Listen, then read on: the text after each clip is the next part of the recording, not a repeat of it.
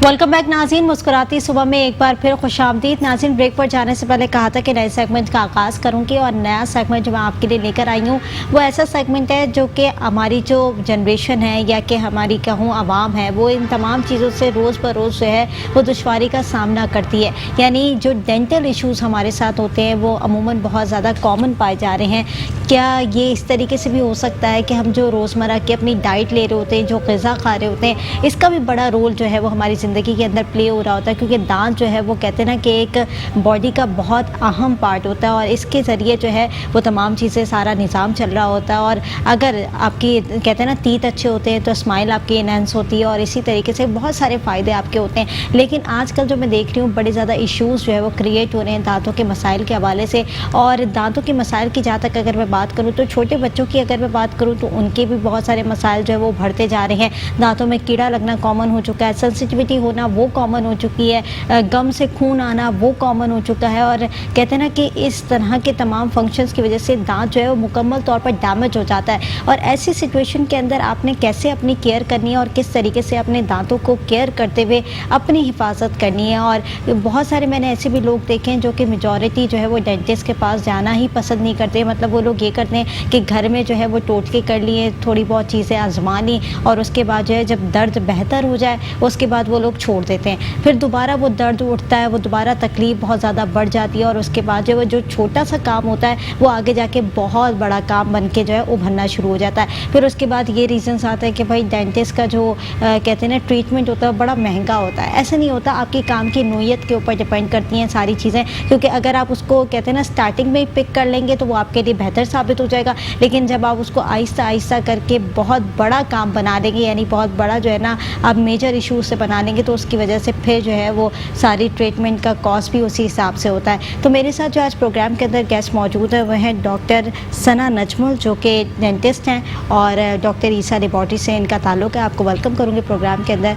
अच्छा सना, आप ड्यूरिंग अभी जो है रिसेंटली MBA भी कर रही हैं और माशाल्लाह डेंटिस्ट भी हैं, आप सर्जन हैं और जिस तरीके की अपनी जर्नी के अंदर चीज़ें देख रही होती है। पहले तो हम थोड़ा सा हट के मैं आपसे बात करूँगी कि अमूमन मैं देख रही होती हूँ कि लड़कियों को जो है ना इतना ज़्यादा प्रोमोट नहीं किया जाता कि अपना क्लिनिक खोल लो और अगर आप डॉक्टरी कर रहे हो या इस तरह की कोई भी पढ़ाई कर रहे हो तो उसका कोई बेनिफिट उठा सको। क्योंकि बाज़ वक़्त मैंने ऐसे भी पेरेंट्स देखे हैं जो कि बच्चों को पढ़ाते हैं, ठीक है, लड़कियों को पढ़ाते भी, लेकिन कहते हैं बस पढ़ा लिया, शऊर दे दिया, अब घर बैठ जाओ, अब घर के काम करो।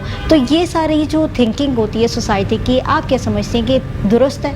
अच्छा, पहले ना एक बात मैं आपको बताती हूँ। पहले सोसाइटी की थिंकिंग थी ये कि पेरेंट्स अलाउ नहीं करते थे। अभी मैं काफ़ी अरसे से काम कर रही हूँ और जब मैंने अपना प्रोफेशन स्टार्ट किया है तो मेरी बहन भी मेरे साथ शामिल थी, वो बड़ी बहन थी, वो कर रही थी, फिर मैं भी उसके साथ। तो हम लोगों ने अपना एजुकेशन से पहले ही अपना प्रोफेशन स्टार्ट कर दिया था ऑलमोस्ट ना।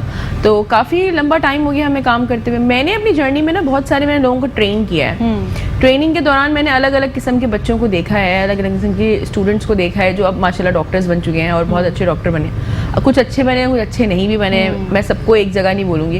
तो लड़कियों को मैंने देखा है कि उनमें पोटेंशियल है। अब जो है अगर मैं 10 साल पहले की बात करूँ उस वक्त इतना अलाउ नहीं करते थे क्योंकि कराची के हालात भी कुछ इतने अच्छे नहीं थे कि लड़कियां घर से बाहर जा सकती हैं, सिक्योर नहीं थी, ये काम के लिए बाहर जा रही हैं। आजकल माहौल भी बेहतर हो गया है, सिक्योरिटी के इश्यूज भी रिजॉल्व बहुत हद तक हो गए हैं, इतने कोई ज़्यादा मसाइल नहीं है जैसे 10-12 साल पहले के मसाइल थे। तो अब पेरेंट्स चाहते हैं कि वो काम करें, लेकिन लड़कियां खुद भी नहीं करती हैं। वुमेन एम्पावरमेंट के बारे में बात करती हैं और लड़कियों को हुकूक दें, औरतों को हुकूक दें, लेकिन जहाँ काम करने की बात आती है वहाँ लड़कियाँ इतनी पैशनेट नहीं है टूवर्ड्स वर्क। सॉरी टू से, क्योंकि मेरा एक्सपीरियंस रहा है और मैंने अभी तक जितनी भी लड़कियों के साथ काम किया है बहुत कम, यानी कि अगर समझें कि एक बैच के अंदर 50 स्टूडेंट्स हैं, उसमें से 10 लड़के हैं और 40 लड़कियाँ होती हैं। मतलब आप सोचें इतना रेशो होता है। लड़के बहुत कम मेडिकल फील्ड में आते हैं, लड़कियां ज़्यादा मेडिकल फील्ड में। कॉलेजेस जाके देखें लड़कियों से भरे हुए हैं, लेकिन अगर आप प्रोफेशनली देखेंगे तो लड़कियां नहीं नजर आएंगी आपको। बिल्कुल ऐसा ही है, ठीक है। वो अपना करियर परस्यू नहीं कर पाती, एक तो कर पाती भी नहीं है और करना चाहती भी नहीं है। अब मुझे लगता है करना नहीं चाहती, क्योंकि अब जो है पेरेंट्स खुद चाह रहे हैं कि वो कुछ करें, वो कुछ करके दिखाएं। लेकिन या तो मुझे लगता है कि आज के स्टूडेंट्स या आज के प्रोफेशनल्स का फोकस बहुत डिफरेंट चीज़ों की तरफ है, उनका वर्क की तरफ इतना फोकस नहीं है। तो दूसरा क्योंकि 1.5 ईयर में जो कोविड की सिचुएशन रही है, तो अगर प्रैक्टिस पॉइंट ऑफ व्यू से देखा जाए तो वैसी प्रैक्टिस नहीं थी। फिर क्या हुआ कि वो प्रोफेशनली इतने वीक हो गए हैं और मेंटली भी वीक हो गए हैं कि अब मुझे लग रहा है अब जब वो प्रोफेशनल फील्ड में आ रहे हैं, या स्पेशली लड़कियां जिस प्रोफेशनल फील्ड में आ रही हैं, वो उस हिसाब से नहीं कर पा रही हैं। मेरे हिसाब से तो वो बिल्कुल भी उस हिसाब से नहीं आ पा रही हैं। बहुत कम ऐसी डेंटिस्ट हैं जिन्होंने प्राइवेट क्लिनिक्स करे हैं, और बहुत कम ऐसी लड़कियां हैं जिन्होंने प्राइवेट क्लिनिक्स तो करे साथ में वो किसी सर्जिकल साइट पे चली गई, उन्होंने कोई हायर प्रोफेशनल स्टडीज़ कर ली, या उन्होंने उसके बाद जो है वो जो डेंटिस्ट्री में भी हमारी एजुकेशन होती है, बहुत सारे स्पेशलाइज्ड कोर्सेज होते हैं, स्पेशलाइज्ड कोर्सेज कर लिए। बहुत कम ऐसी लड़कियां, आप अगर जाके गूगल करके देखें तो बहुत ही आपको रेयर लिस्ट मिलेगी कि जो लड़कियां प्रोफेशनली काम कर रही हैं। और इसके बनस्बत अगर आप स्टूडेंट्स की काउंटिंग देखा जाए तो स्टूडेंट्स बहुत ज़्यादा हर साल ग्रेजुएट्स होकर निकल रहे हैं। मैं जब पढ़ रही थी तो लड़कियां कहती थी कि हम डॉक्टर इसलिए बन रहे हैं क्योंकि शादियां अच्छी जगह हो जाती हैं, डॉक्टर्स की ऐसा ये मेंटालिटी होती है। हाँ, ये मेंटालिटी होती थी कि शादी अच्छी जगह हो जाती है, लोग प्रेफर करते हैं कि डॉक्टर लड़की हो। अच्छा, अब लोगों का भी ये है कि वो प्रेफर तो करते हैं डॉक्टर लड़की हो, लेकिन वो काम नहीं कराना चाहते। और बाकी ऐसी हमारी सोसाइटी का माइंडसेट है कि अगर आप रिश्तों के पॉइंट ऑफ व्यू से देखें तो जो डिमांड आ रही होती है वो ये आती है कि डॉक्टर, इंजीनियर या फिर इसी तरह की चाहिए। और अगर नॉर्मल किसी ने ग्रेजुएशन किया हुआ हो या बैचलर्स किया हुआ हो तो उस तरफ नहीं जाता। और ये चीज़ बड़ी गलत है ना, ये डिस्क्रिमिनेशन है सोसाइटी के अंदर कि आप जो है वो प्रोफेशनल की बेस पे या कलर की बेस पे या इन चीज़ों की बेस पे आप डिस्क्रिमिनेशन कर दें कि हम प्रोफेशनल लड़की हो, डॉक्टर हो। अच्छा, अब अगर स्टूडेंट है तो उनका माइंडसेट कुछ और है कि स्टूडेंट है, डॉक्टर है, हम बताएंगे लोगों को कि जो है हमारी जो वो है बहू है वो डॉक्टर है। दूसरी बात ये है कि अगर तो वो अब कुछ वो लड़कियां जो कि प्रोफेशनल लाइफ में आ गई हैं, उनके लिए एक अलग सिचुएशन क्रिएट हो गई है। उनके लिए क्रिएट ये हुई है कि वहाँ एक माइंडसेट आ जाता है कि यार ये कमाती बहुत अच्छा है, एग्जैक्टली कहीं ना कहीं अर्निंग में मदद करेंगी, कहीं ना कहीं उनके माइंड में ये चीज़ होती है कि यार आई मीन मेडिकल प्रोफेशन से है और मेडिकल प्रोफेशन में लोग अच्छा कमा लेते होंगे, तो कहीं ना कहीं अगर मेडिकल है या वो टीचर भी है या किसी भी फील्ड में है तो वो एक अलग है।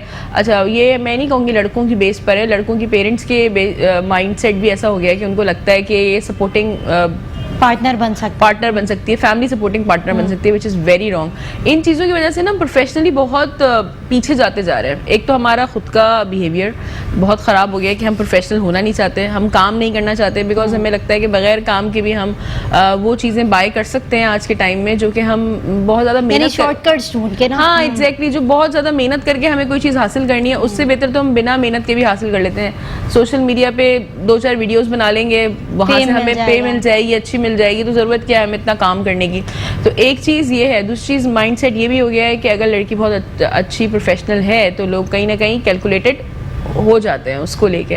तो मुझे लगता है चीज़ें ख़त्म होनी चाहिए। बिल्कुल, जिस तरीके की आप बात कर रही हैं सोसाइटी का माइंडसेट बिल्कुल ऐसा ही है, और जिस तरह की सोसाइटी का माइंडसेट होता है और लड़कियों को इस पे अपना रोल प्ले करना बड़ा ज़रूरी होता है, क्योंकि इतनी मेहनत करती हैं। और डॉक्टरी की जो कहते हैं ना पढ़ाई इतनी आसान नहीं होती, बहुत मेहनत करके आप लोग डॉक्टर बनते हैं। तो ये जितनी भी आप पढ़ाई कर रहे होते हैं तो उसको परस्यू करना आपका काम होता है, क्योंकि अगर आप किसी की सीट पर आ रहे हो ना, वो सीट आपकी बड़ी मैटर करती है। सीट पर आ रहे हो तो उसको आगे जो है वो लेकर जाना चाहिए। एक छोटी सी ब्रेक की तरफ जाऊंगी नाज़रीन, ब्रेक से वापस आऊंगी, देखते रहिए मुस्कुराती सुबह।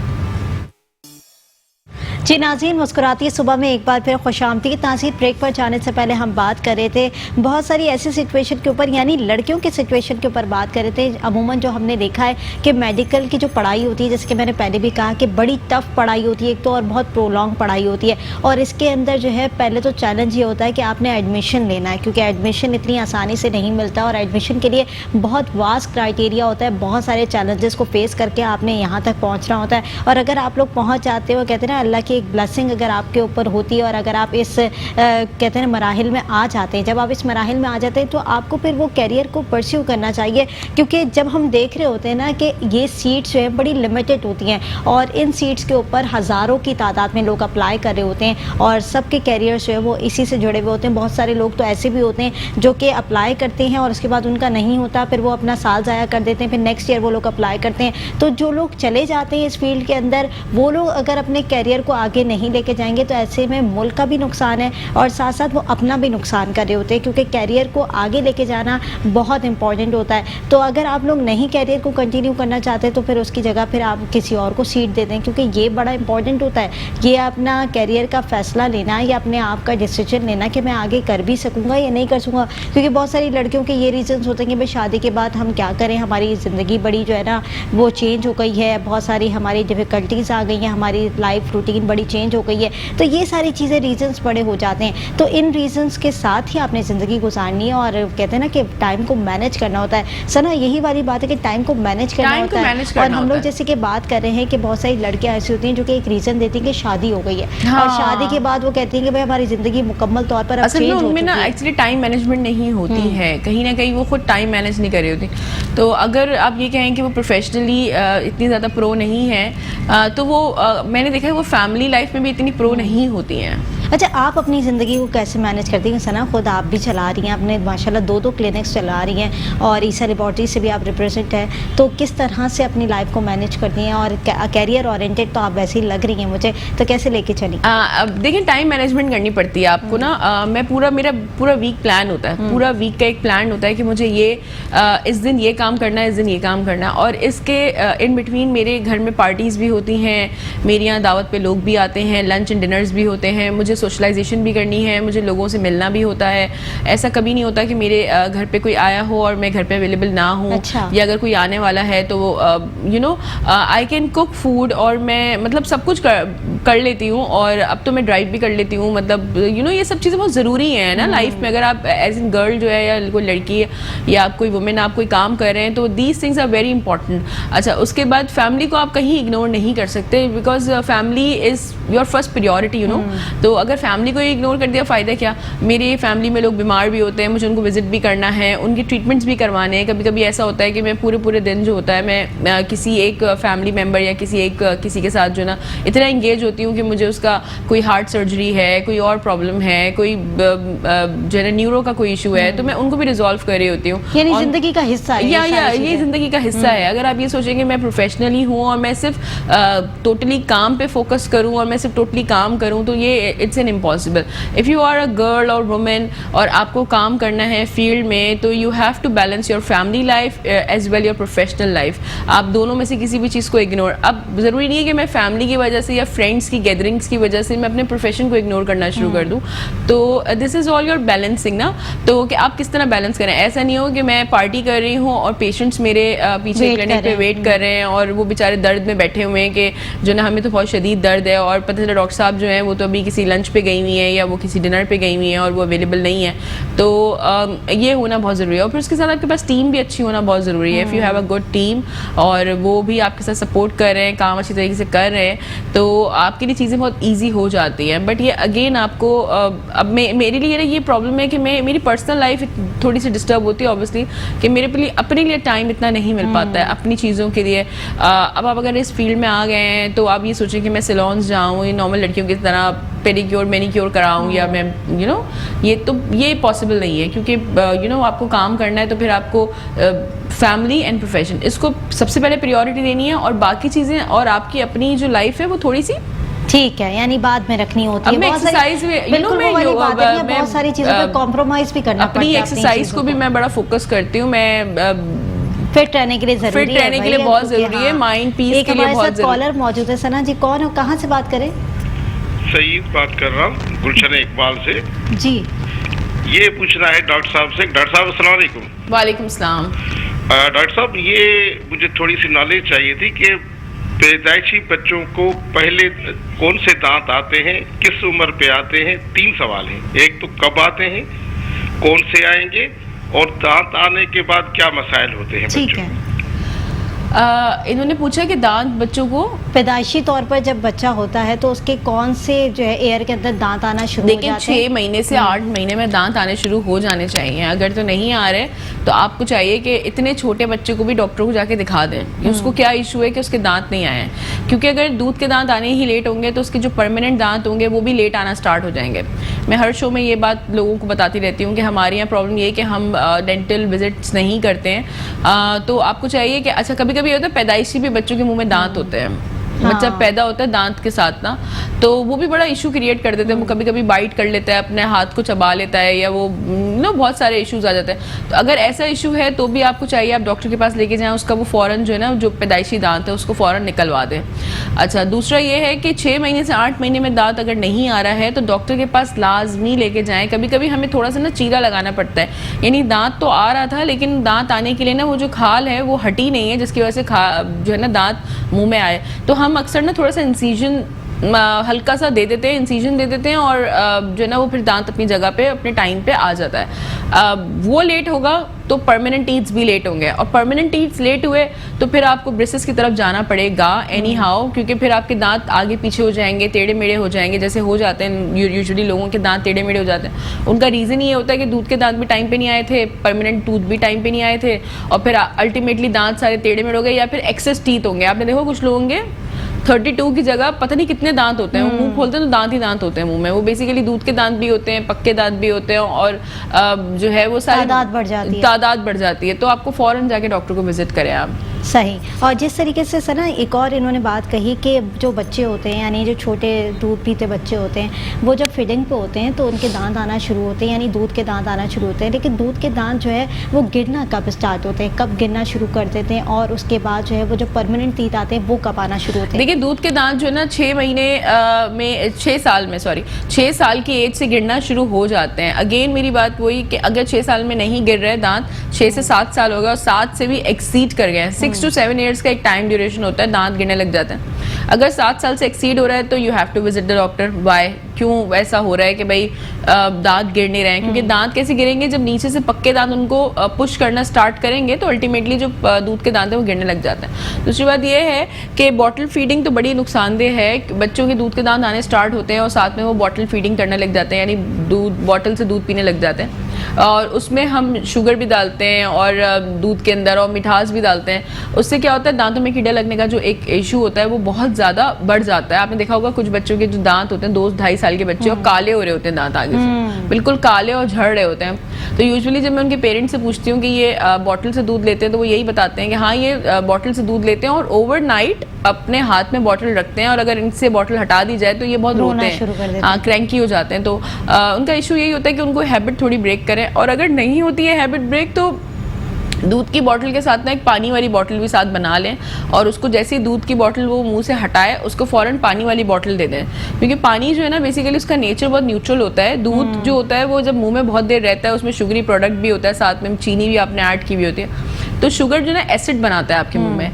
वो एसिड जो हमारे दांतों को घुलाना शुरू कर देता है और वहाँ कीड़े लगने लग जाते हैं दांतों में। जो हम कहते हैं ना दांतों में कीड़ा, बेसिकली दांतों में कीड़ा कोई चीज़ नहीं होती है, दांत जो है ना वो घुलने लग जाते हैं। उसको डिकम्पोजिशन, जैसे कि आपने मैट्रिक 9 में कभी एक्सपेरिमेंट किया हो कि हम एसिड को लेके और उसमें हम जो है ना कैल्शियम नहीं होती, मार्बल्स जो होते हैं कैल्शियम हाइड्रोक्साइड से बने हुए होते हैं मार्बल्स, उसको हम एसिड में डाल देते थे तो कैसे वो वैनिश हो जाते हैं ना, वैनिश और डिसॉल्व हो जाते थे। अगेन द सेम थिंग्स, हम जब मुंह में कोई शुगरी प्रोडक्ट मुंह में लेते हैं और वो ओवर टाइम मुंह में रहता है तो एसिड प्रोडक्शन होती है। एसिड प्रोडक्शन क्या करती है, दांत को ना डैमेज करना शुरू कर देती है। तो अगर ऐसा हो रहा है तो फ़ौरन आप पानी डालते हैं। आपने देखो टाइल्स पे कभी हमारे अगर मार्बल पे, घर के मार्बल पे कभी तेजाब गिर जाए तो वो जब डिकम्पोज हो रहा होता है तो हमारा पहला क्या एक्शन होता है, हम उसमें फौरन पानी डाल देते हैं। Exactly. पानी डाल देते हैं कि पानी डालो ताकि इसका जो प्रोसेस है वो थोड़ा सा रुक जाए। तो ऐसे ही आपको डेली बेसिस पे आप रूटीन अपनी बना लें कि अगर बच्चा जो है वो बॉटल से दूध ले रहा है तो फिर आप उसके साथ जो है तो उसकी हैबिट ब्रेक करें, साथ में पानी वाली बॉटल बना लें, जैसे ही दूध हटाए फौरन पानी पी लें ताकि वो जो है ना वॉश आउट हो जाए। और ऐसे यानी पानी से ये होगा कि जो मुंह में लगा हुआ होगा ना तमाम चीजें, जो मिठास होगी वो वॉश हो जाएगी। और जैसे कहते हैं ना कि बड़ों को कि अगर आपने कुछ खा लिया है तो रात में आप ब्रश करके सोएं ताकि आपके मुंह में जितनी भी चीजें हैं वो रिमूव हो जाए और उसके बाद आपके दांतों को वो चीज़ इफेक्ट ना करे। तो इसी वजह से जो है ये इंटरलिंक है कि अगर छोटे बच्चे, उनको तो जाहिर है नहीं पता कि हमने कुल्ली करनी है या इस तरह की कोई चीज़ करनी है खाने के बाद, तो उनके लिए एक बॉटल बना ले पानी की, ताकि अगर वो दूध पीने के बाद जो है वो पानी से थोड़ा सा पी लेंगे तो जितना भी माउथ में उनकी मिठास लगी हुई होगी वो जो है कवर हो जाएगी और उसके बाद जो दांत आएंगे वो ख़राब दांत नहीं आएंगे। अच्छा, एक सर ना एक और मसला बड़ा है, वो सेंसिटिविटी का बड़ा इशू है, क्योंकि हम देख रहे होते हैं कि जब दांत आना शुरू होते हैं और उसके बाद जो है वो आते आते तो वो शायद हमारी कहते हैं ना कि मुँह के अंदर गम्स का इशू होता है या क्या होता है कि सेंसिटिविटी बड़ी प्रॉब्लम करती है और उसके बाद जो है जो भी हम खा रहे होते हैं वो ठंडा गर्म लगना हमें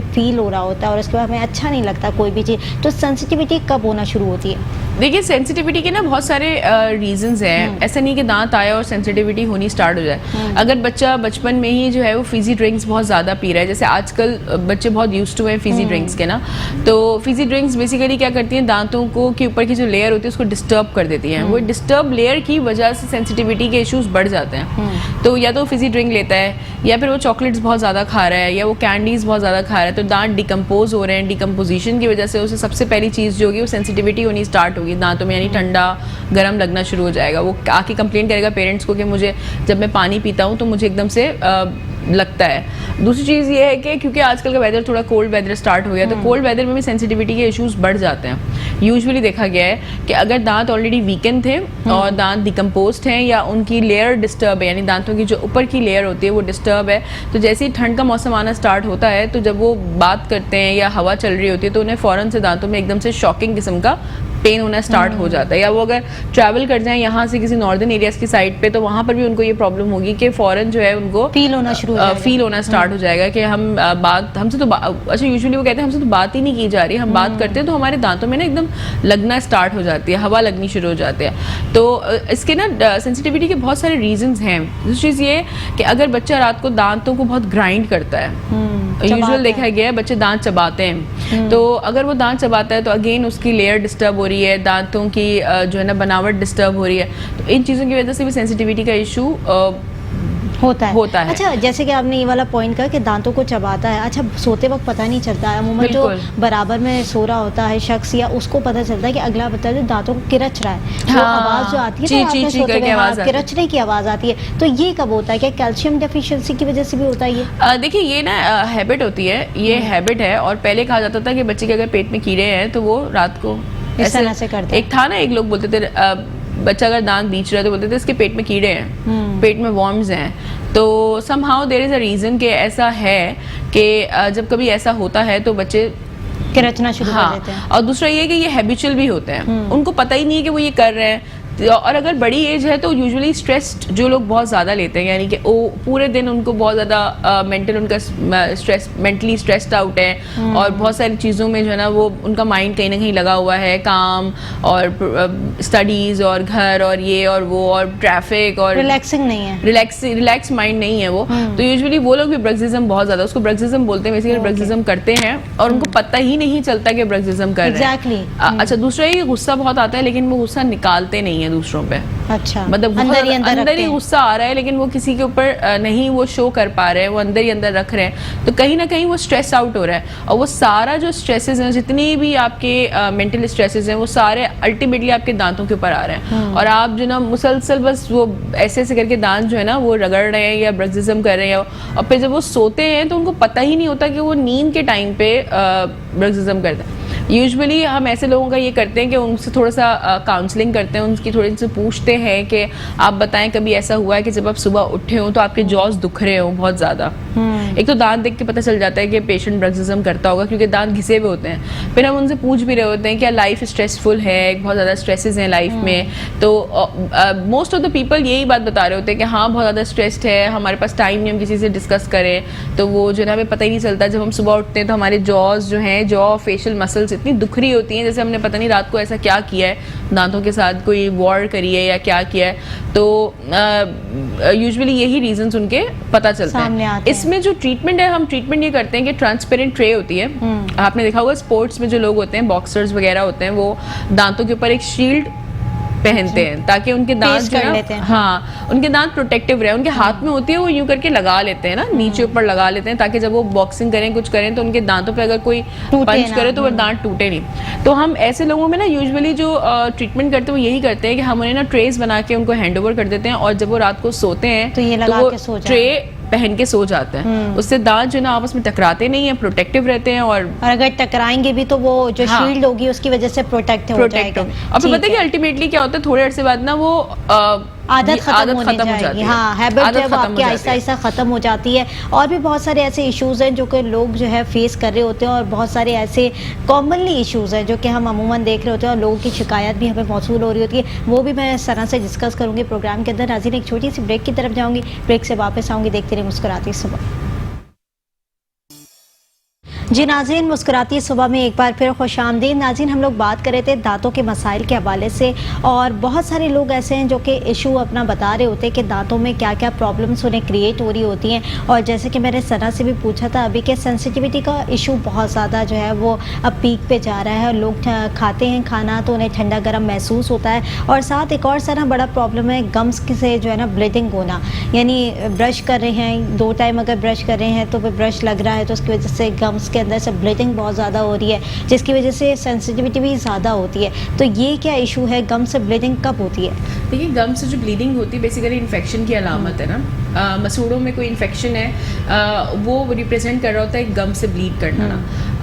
आपने देखा होगा एक बहुत फेमस ब्रांड था, उनका ऐड था कि वो जब स्पिट ब्रश के बाद स्पिट करते हैं तो स्पिट में ब्लड का ड्रॉप आ रहा होता है, और उनका साइन भी ये था कि व्हेन यू फील लाइक कि आपको स्पॉटिंग होनी शुरू हो जाए, ब्लड स्पॉट आए आपके गम से, तो आप फ़ौरन जो है ना अपना टूथपेस्ट ब्रांड या टूथपेस्ट चेंज कर लें।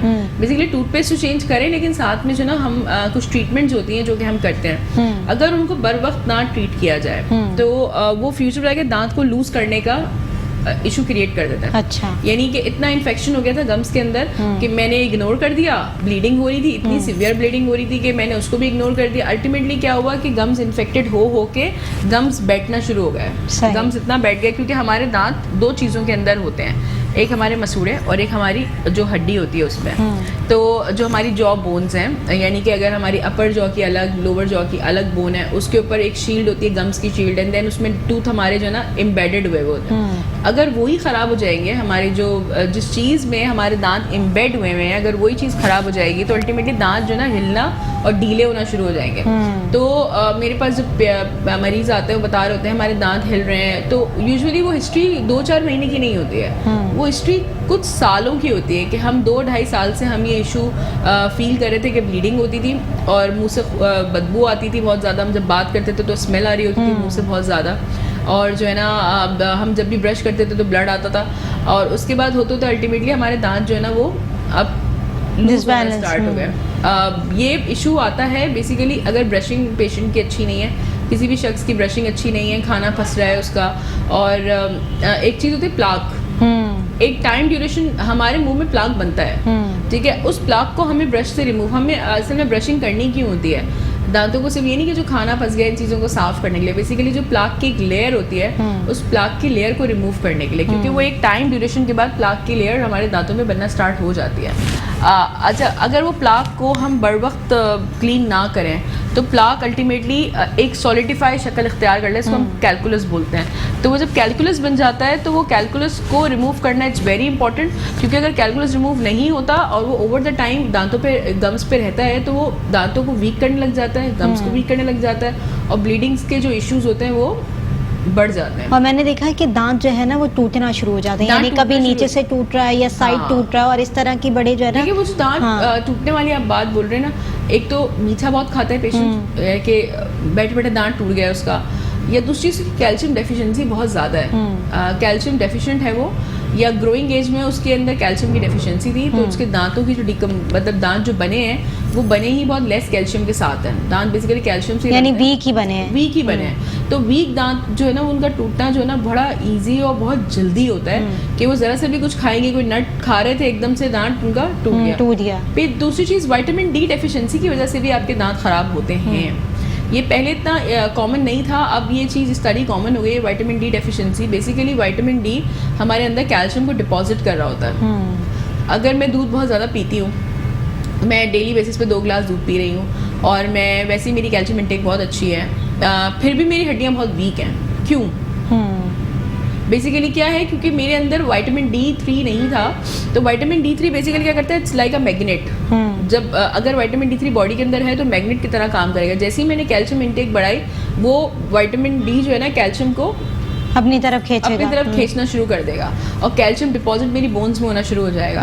लेकिन अगर मेरे अंदर विटामिन D3 ही नहीं है और मैं कैल्शियम इंटेक भी बढ़ा रही हूँ, मैं कैल्शियम ले भी रही हूँ, सब कुछ कर रही हूँ, क्या हो रहा है अल्टीमेटली? वो मैं ले रही हूँ और मेरी बॉडी से ऐसे आ रहा है और ऐसे ही जा रहा है, वो कैल्शियम मेरी बॉडी में स्टे नहीं कर रहा है।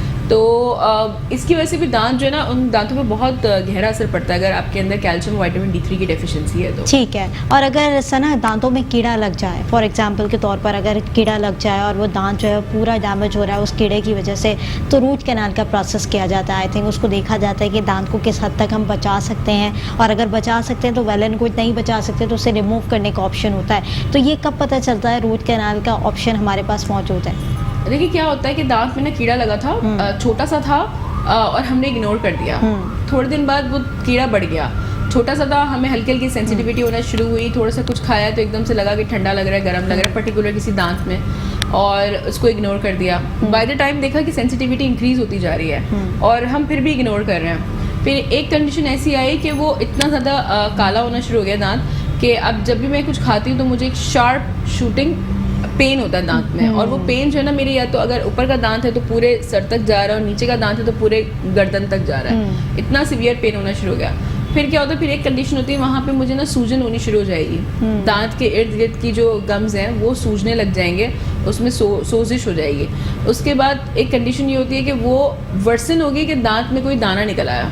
लोग बोलते हैं ना, मेरे पता नहीं एक दांत के नीचे ना एक छोटा सा कोई पिंपल टाइप का कुछ ऐसा निकला है जिसमें से कुछ डिस्चार्ज भी बार बार हो रहा है। तो वो जो कंडीशन होती है वो कंडीशन समझे वर्सन कंडीशन है। वहाँ पे दो बातें हो जाती हैं, या तो दांत RCT होगी या दांत निकाला जाएगा। अगर तो कीड़ा इतना ज़्यादा लगा हुआ था कि दांत चारों तरफ से ख़राब हो गया है और अब उसके बचने के कोई चांसेस नहीं है, तो वहाँ पे हम टूथ एक्सट्रैक्ट कर देते हैं, बिकॉज उसके अलावा हमारे पास कोई ऑप्शन नहीं होता। एग्जैक्टली। और फिर मेरे ख्याल से वो इर्द गिर्द के टूथ को भी खराब कर रहा होता है। अच्छा, और अब अगर हमारे पास वॉल्स हैं, दांत का मतलब स्ट्रक्चर तो बेटर है, वो सेंटर से ख़राब हुआ था लेकिन स्ट्रक्चर है कुछ ना कुछ हमारे पास, तो फिर हम उसको रूट कैनाल करके उसको अंदर से उसकी जो रूट्स की क्लीनिंग है वो करते हैं और फिर उस पर कैप लगा देते हैं, ताकि वो दांत जो है कुछ अरसे के लिए, not for the life time, कुछ अरसे के लिए वो दांत आपका सेफ हो जाए। सही। लेकिन ऐसा भी नहीं है कि वो लाइफ टाइम। मैं हमेशा लोगों को बोलती हूँ नहीं, जिस तरीके से आपने बताया तो बहुत सारे पेशेंट्स ऐसे भी हैं कि अगर उनके दांत में कैप लग गया है और उसको कवरिंग दे दी है,